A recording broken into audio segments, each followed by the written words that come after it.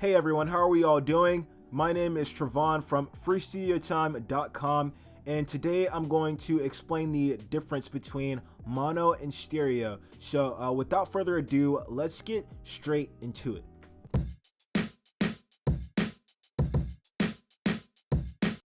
So what is the difference between mono and stereo, and when do we use both in our mixes? This question has presented itself to me in the past quite often, and eventually I was able to come to a pretty solid conclusion. First, you need to understand what the stereo image is. When listening to a song through headphones or subs, there's three sides you hear audio output from: the right, left, and center image. Mono refers to output only coming from the center image. Stereo refers to output coming from all sides. Understanding this will help you make logical decisions when posed with certain tasks inside your digital audio workstation. A few of those tasks include: number one, recording your vocals in mono, not stereo.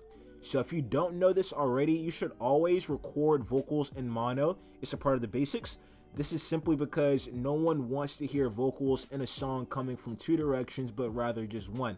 Makes for a better listening experience. Always keep that in mind.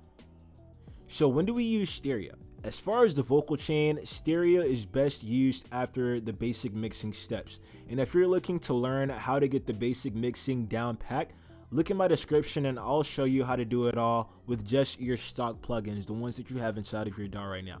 Anyways, after the basic mix and you get down to special effect plugins like maybe doublers, then stereo is useful because doublers use the power in stereo to enhance what you perceive from your mono voice. However, since we mix background vocals differently from lead, stereo can be used a little bit more. Still, make sure your stereo adjustments come after the basic mixing steps, but you may use a lot more stereo power when comparing to lead vocal bus, because sometimes you may want your background vocals to sound like an ocean that your leads can comfortably swim through, and playing around with panning or stereo widening can achieve just that.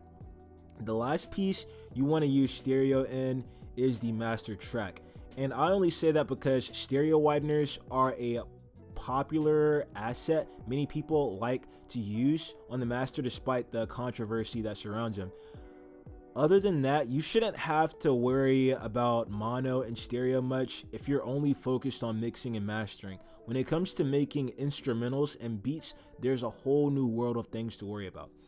But alright everyone, if you're a beginner struggling to get through the mixing process, click the link in my description and I'll break down each component for you. Also, how to get the most from stock plugins, which will lead to immediate growth, I can guarantee. So if you got a lot of value out of this video, hit subscribe and I will catch you on the flip side.